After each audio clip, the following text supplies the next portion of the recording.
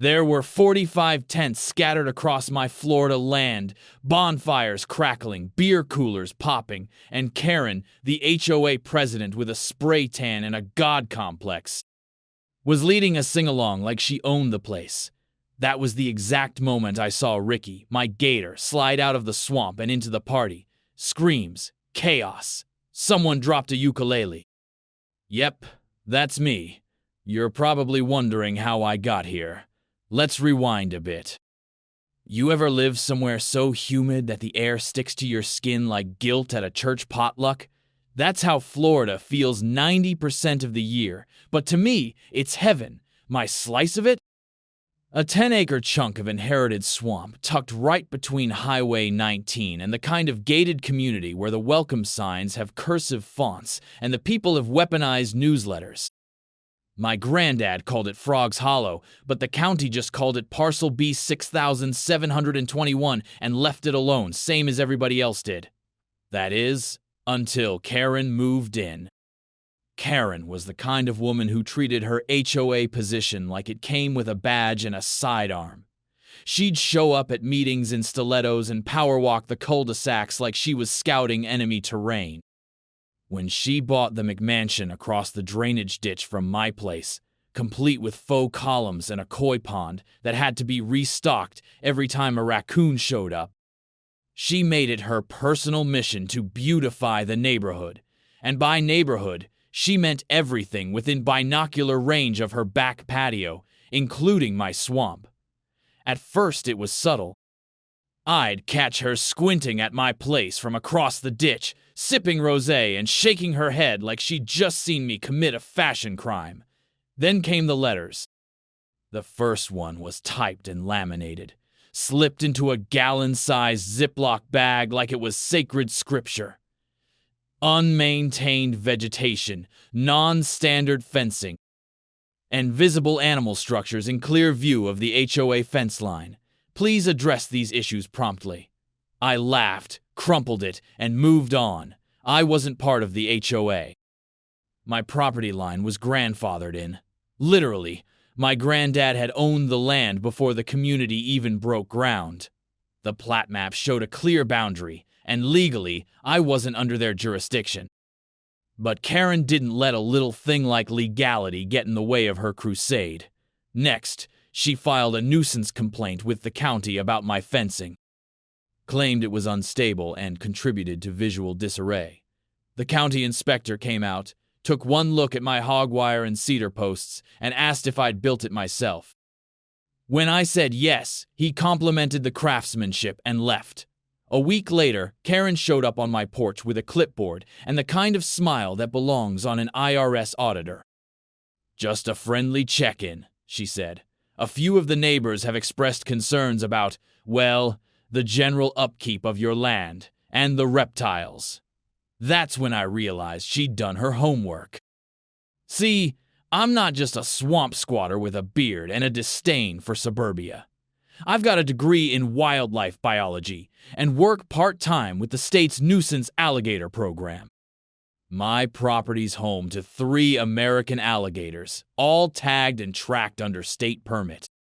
They live in a managed wetland area with fencing, signage, and more compliance paperwork than Karen's entire HOA handbook. "They're here legally," I told her, motioning to the state permit frame beside the front door. "And so am I." She didn't blink. Just sniffed the air like she smelled corruption.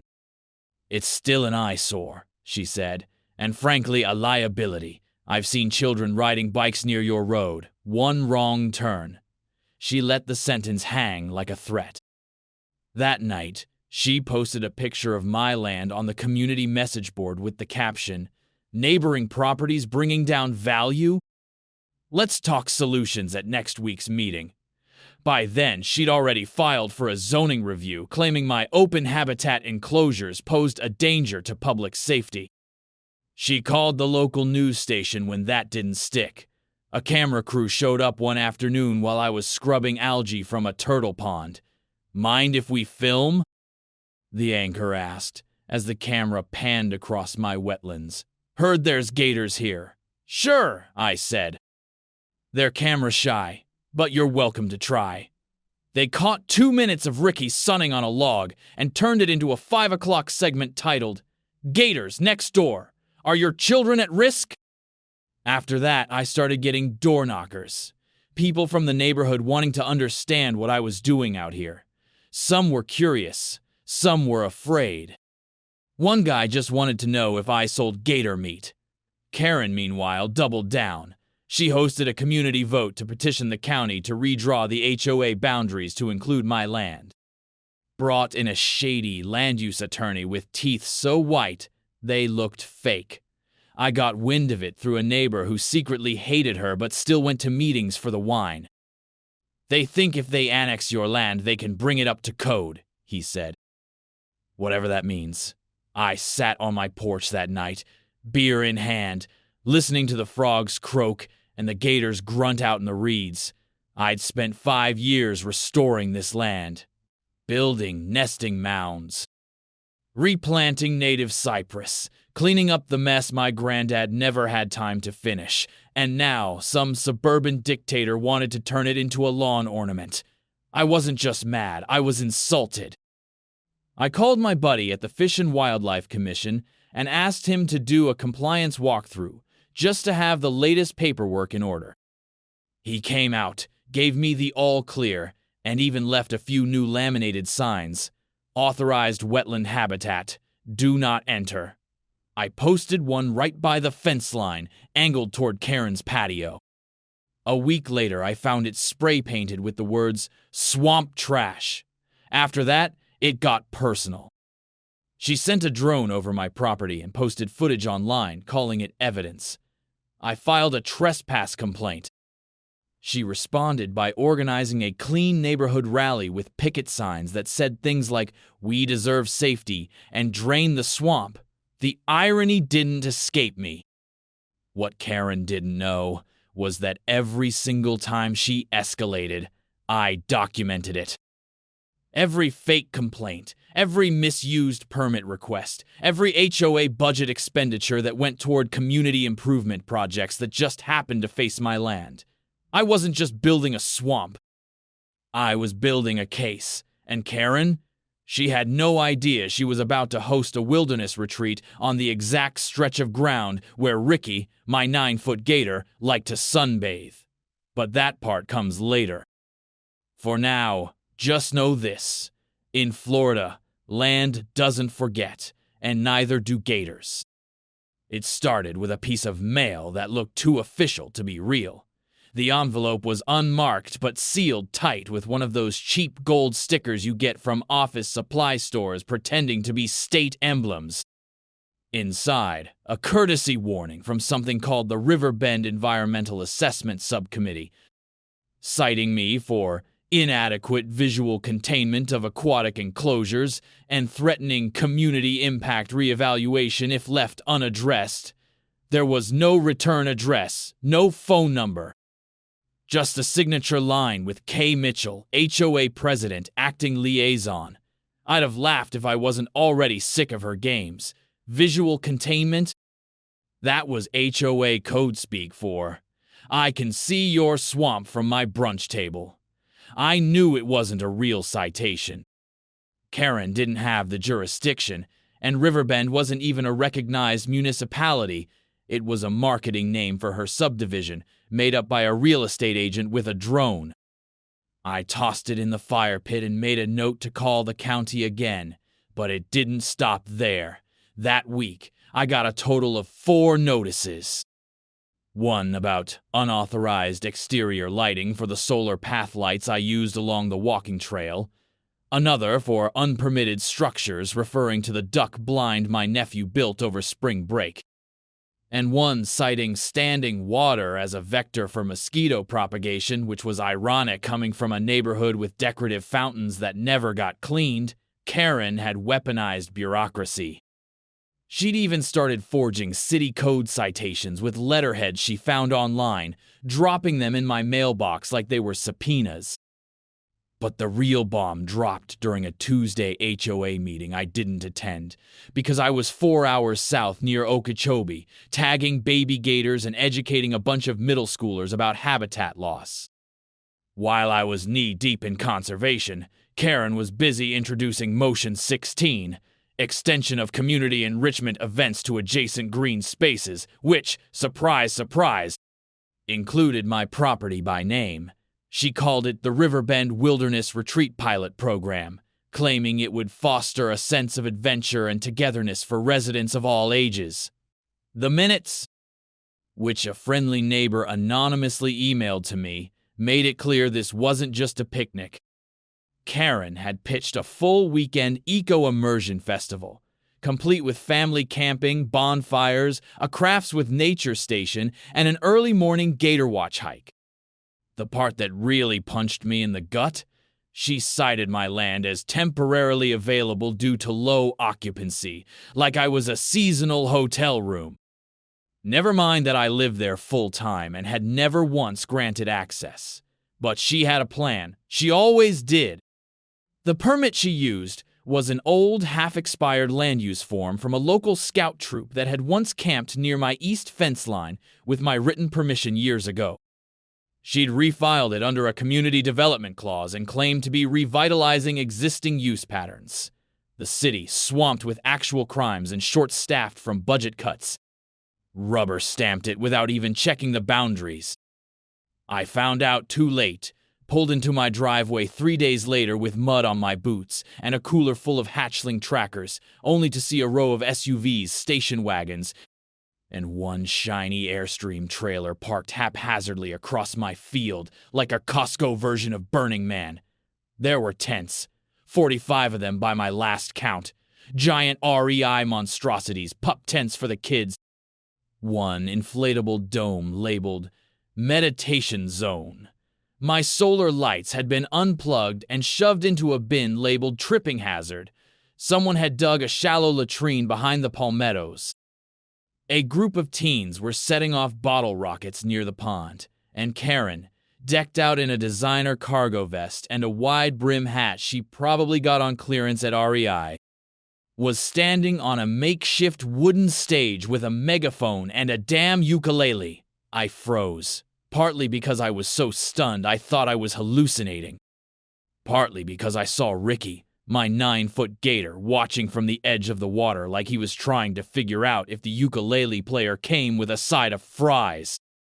I slammed the truck door and marched toward the crowd, boots stomping through discarded trail mix packets and juice box straw wrappers. Some kid asked me if I was the ranger. "No," I said. "I'm the owner." Karen spotted me and immediately stepped down from her stage like she'd just seen a health inspector during a rat-themed buffet. "Oh, hello," she called cheerfully, as if we were old friends and not mortal enemies. "You're back early. What the hell is this?" I asked, gesturing to the sprawling sea of tents, lawn chairs, and discarded Target receipts. "This," she said with the voice of someone who just got caught hosting a surprise party in your living room, "is community in action. We wanted to reconnect with nature, and your land is just so underutilized." "Underutilized?" I repeated, jaw clenched so tight I thought I might bite through molars. "You're trespassing. All of you." She blinked, feigning innocence. "Oh, come now, don't be dramatic. We have a provisional event permit. It was all approved, and besides, you weren't even here." I pointed to the fence line, where my "No Trespassing, Private Property, Gator Habitat" signs had been ripped down and replaced with poster board that read, "Riverbend Wilderness Entry. Welcome, campers." "You cut my fence," I said, my voice low. "You tore down my signs. You cleared a fire pit in a federally protected habitat, and you're telling me this was just a friendly get-together?" Karen sighed like I was being unreasonable. "You're so territorial. This could be such a beautiful partnership if you just loosen up. People are bonding out here. We made trail mix. There was a s'mores workshop. A toddler waddled by in a muddy diaper holding a baby frog in each hand. Nearby, someone was blaring acoustic covers of 80s hits from a Bluetooth speaker duct taped to a tree. One of the teens yelled, "Cannonball!" and sprinted toward the gator pond. I barely caught him before he reached the water, gripping the back of his hoodie and hauling him backward while shouting, "That's not a pool, genius!" The kid's mom ran up and scolded me for grabbing her son, right before she asked where the actual alligators were because it would be such a cute picture. My blood boiled. I turned back to Karen. "You need to clear this out now." She crossed her arms, megaphone dangling from her wrist like a fashion accessory. "You're making a scene. You really want to be known as the man who shut down family fun? Besides, I already spoke with code enforcement, and they were fine with it." I knew then that she wasn't just clueless. She was strategic, manipulative, dangerous. She hadn't stumbled into my land by accident. This was a full-scale occupation wrapped in a community potluck, and worst of all, she'd done it while I was gone. While I was doing actual conservation work, my home had become a campground, a liability nightmare, and a target for her next HOA conquest. But I wasn't done. Not even close. If Karen wanted a wilderness experience, she was about to get one. Because the next time Ricky slid out of that water and into the mix, there wouldn't be any warning. And I wasn't going to lift a damn finger to stop him. I didn't scream. I didn't flip a table or swing a machete, though God knows the thought crossed my mind when I stepped over my split fence line and saw some guy grilling bratwurst 10 feet from Ricky's favorite mud wallow. No, I played it smart. Smart is what gets things done in Florida. Smart and documentation.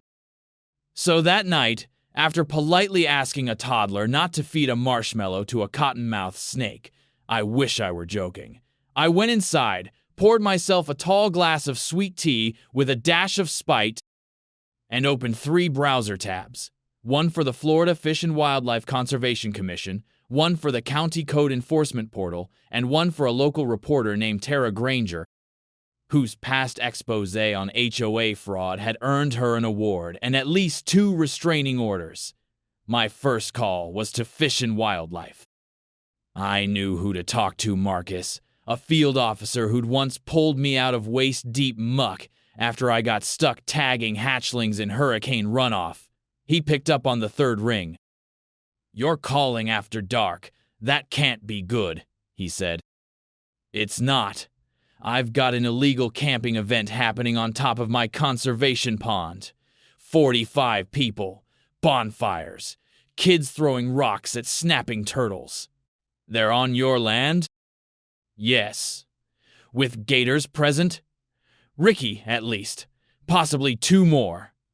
There was a pause. "Text me the coordinates. We'll get a unit there." Next, I filed a complaint with code enforcement, attaching a full photo gallery, cut fences, a trampled sign, unauthorized structures, waste mismanagement, and what looked like someone's attempt to dig a trench-style toilet with a beach shovel. Then, I emailed Tara. Subject line: "Oh, Karen hosts unlicensed campout in protected wetland, bribes marshmallow gods." Her response was immediate.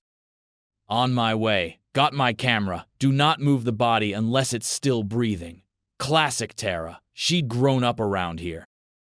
Knew the difference between a backyard barbecue and a full-blown disaster in hiking boots. Meanwhile, I dug through my deed files for the big one, the document most people forget exists until they need it. The conservation easement. My granddad had filed it through a federal wetlands restoration initiative back in '93. It allowed us to maintain the land for wildlife purposes and limited outside development. It also came with a sweet tax break, and more importantly, criminal penalties for anyone who disturbed it without authorization, especially if they invited a crowd. Especially if those people lit fires, harassed wildlife, and knocked over 2 cypress saplings that had taken me 6 years to cultivate. The clause was crystal clear. No unauthorized human occupation, recreational or otherwise, shall be permitted within the easement boundaries without the written consent of the landowner and FWC. I made copies, highlighted everything. Then I loaded up a USB stick and labeled it Karen's Last Supper. I spent the next few hours watching the chaos from my front porch, quiet as a panther in a hammock. The campers had started singing again, off-key renditions of Kumbaya and some kind of nature-themed parody of Taylor Swift. Karen was in rare form, strutting around the fire pit in a branded vest with Wilderness Director stitched in cursive across the back. She was giving interviews to parents like she was leading a TED Talk. That's when Tara showed up, pulling her battered van onto the shoulder and stepping out with a shoulder-mounted camera, a clipboard, and the expression of a woman seconds away from her next career-defining headline. "You weren't kidding," she muttered, eyeing the setup. "This is a lawsuit in cargo shorts." "Watch this," I said. I pointed down toward the East Marsh, where a long, dark shape had just broken the surface. Ricky, my boy. He was moving slow, smooth, casual. He'd heard the noise and come to investigate. I didn't bait him, wouldn't need to. He was wild and curious, and loved campfire heat like a reptilian moth to flame. Ricky eased up the embankment like a ghost in camo, pausing near a stack of discarded s'mores wrappers. His tail dragged a trail behind him. The music stopped. One kid screamed. Then, a dad screamed louder. Chairs flew. Marshmallows flew. A woman shrieked something about a dinosaur. Ricky didn't charge. He just stood there. All 9 feet of prehistoric muscle and apathy, blinking in the firelight like, what the hell is this party and why wasn't I invited sooner? Karen, to her credit, didn't scream. Instead, she tried to take control. Everybody, stay calm. This is a teachable moment. That's just a large amphibian. Someone yelled, "Lady, that's a gator." Well, yes, but it's probably fine. Someone just grab a broom. And that's when the cops showed up. Sirens, lights, the works. Right behind them was Marcus and his fish and wildlife crew, all in official uniforms and not at all amused. One officer nearly tripped over a deflated air mattress trying to clear people away. Another was already shouting orders about animal control procedures. Ricky, wise creature that he is, took the opportunity to saunter back toward the water, slow and unbothered, before disappearing beneath the surface with a flick of his tail and the softest splash. Marcus approached me first. "You weren't exaggerating." "Nope. How many are on the property?" 45, give or take. 2 porta potties, 1 ukulele. "Any sign of Karen Mitchell?" Check the one with the clipboard and a panic twitch. As the scene unraveled, Tara filmed everything, parents arguing. HOA volunteers trying to pretend they hadn't cut a fence to enter federal land. Karen being led aside by 2 FWC officers holding a thick stack of printed violations. One officer read the easement clause aloud while Karen tried to protest. "I was enhancing community morale," she insisted.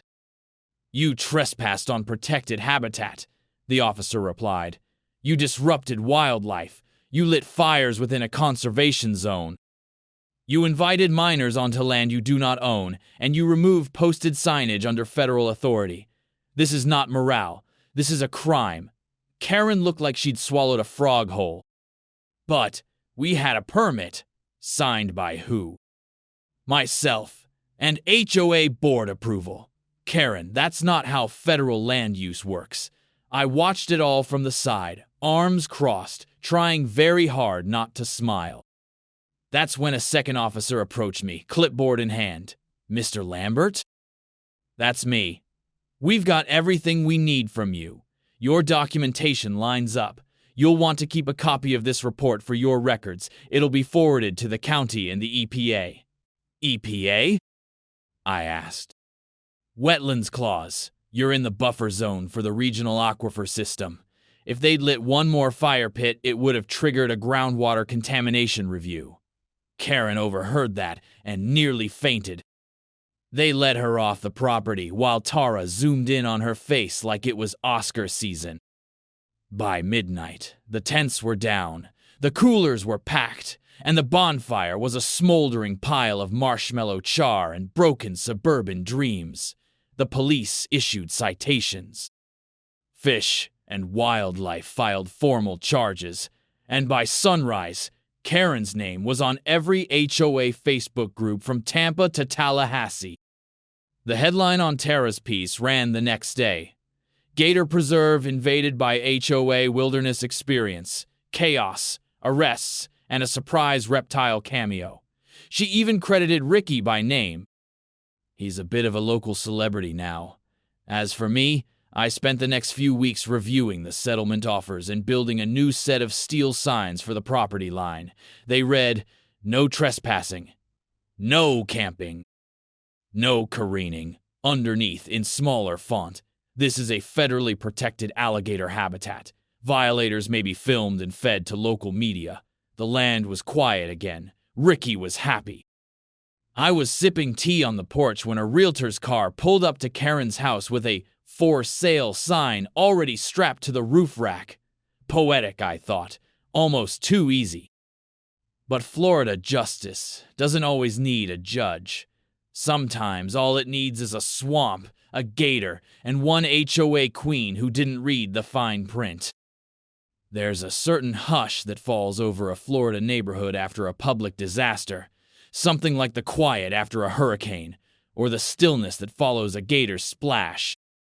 In the days that came after Karen's campout catastrophe, Riverbend was silent except for the whir of lawnmowers and the occasional nervous yapping of suburban dogs. Nobody looked at me when I drove into town, and the parents who used to clutch their children and cross the street now gave me a wide berth, not out of fear, but respect. The legend of the Great Gator Invasion, as folks started calling it, traveled faster than a summer thunderstorm. It didn't take long for the fallout to hit. By Monday morning, the HOA's Facebook group was on fire, comments piling up like fire ants on a dropped orange. Screenshots from Tara's expose spread like digital kudzu. There was Karen, red-faced and stammering as Fish and Wildlife handed her a stack of citations. There were angry parents complaining about traumatized kids and ruined camping gear. There were receipts from the cleanup bill, which now included wetland restoration fees, county fines, EPA investigations, and a federal review that made everyone in a 10-mile radius sweat. But the best part, the part that made me sit back with my sweet tea and savor every syllable, was when the dollar amounts started circulating. 17,800 in immediate fines, plus a projected 112, zero in restoration costs, legal expenses, and liability waivers for every resident who'd set foot on my land. The HOA's rainy day fund, which Karen once bragged about during every board meeting, vanished overnight, siphoned by government agencies and cleanup crews like the world's most satisfying bank heist. Suddenly, the neighborhood that prided itself on perfect lawns and matching mailboxes had brown grass and pink foreclosure notices instead of yard flamingos. The next HOA meeting wasn't held in the community clubhouse. It happened in the parking lot, under the glare of security lights, and it looked more like a witch trial than a board session. Karen stood at the center, surrounded by neighbors waving violation notices and printouts from the local news. A shaky-voiced treasurer read out the numbers, and someone's grandma, who'd never spoken at a meeting before, stood up and asked the question that finished Karen for good. "Why should we pay for your mistakes?" She didn't have an answer. The board dissolved that night. The secretary quit on the spot, sobbing about lost weekends and the price of HOA insurance. The treasurer started selling Mary Kay full-time. Even Karen's best friend, Barbara, with the dachshund, voted against her, citing irreparable trust issues and the emotional trauma of losing my favorite hiking socks in the marsh. As for Karen, she tried to hold on, claimed she'd been misled by faulty permits, blamed rogue campers, and even accused me of sabotage by wildlife. But the damage was done. The county issued a formal order stripping the HOA of its authority until a full audit could be completed. The board's only remaining power was to set the date for its own final meeting. No one attended. The expose hit the evening news, Tara Granger's face beaming as she outlined the lessons of responsible land stewardship, the dangers of overzealous neighborhood governance, and, for good measure, included a slow-motion replay of Ricky emerging from the swamp with a s'more stuck to his snout. Suddenly, Riverbend wasn't famous for its gated community or its manicured lawns. It was famous for being the first HOA in county history to go bankrupt from violating a gator habitat. I watched it all unfold from my porch, sometimes with a glass of bourbon, sometimes with nothing but the company of bullfrogs and the steady rumble of summer storms. I spent a few days collecting the remains of the wilderness retreat, bags of trash, abandoned tents, and one sad, waterlogged ukulele that I hung as a trophy from the live oak by my drive. But I didn't just rebuild the fence, I fortified it. With the settlement money from the HOA's insurance, and a generous state wetlands restoration grant, thank you, federal paperwork, I erected a line of steel-posted, camera-monitored boundary markers. Each one had a big, bold sign. Wildlife surveillance, federal habitat, trespassers may be educated or eaten. I got creative. Along the southern path, I installed a small solar-powered kiosk with a touchscreen, explaining the conservation project, the history of the land, and, my favorite part, a rotating slideshow of Ricky in all his prehistoric glory, sunbathing or grinning for the camera. Local schools started booking tours. The county wildlife office helped me design a field trip program. Grandparents brought their grandkids and asked if Ricky was the famous gator from TV. Even the mayor's office sent a congratulatory letter, congratulating me on turning a conflict into a community asset. The neighborhood, for its part, changed. The for sale signs multiplied faster than palmetto bugs in August. The house at the end of the cul-de-sac, once Karen's pride and joy, sat empty for months, price dropping every time a Google search brought up HOA alligator fiasco.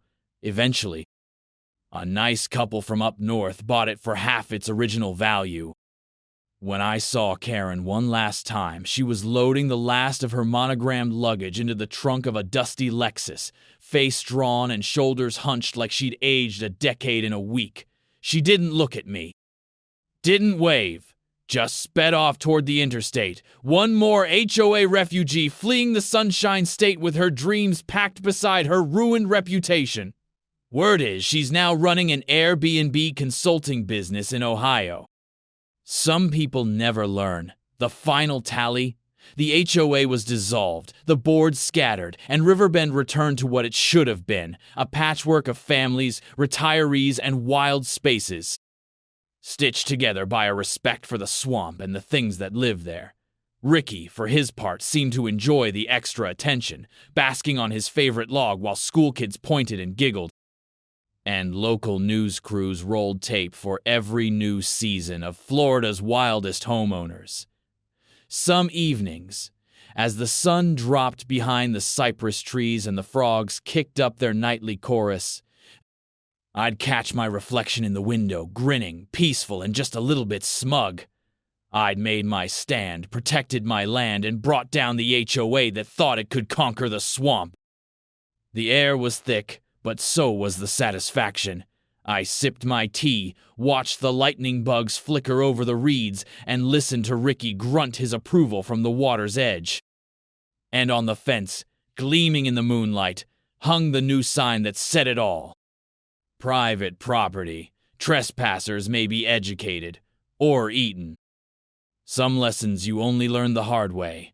Others you only need to learn once. In Florida, we like to make sure the message sticks.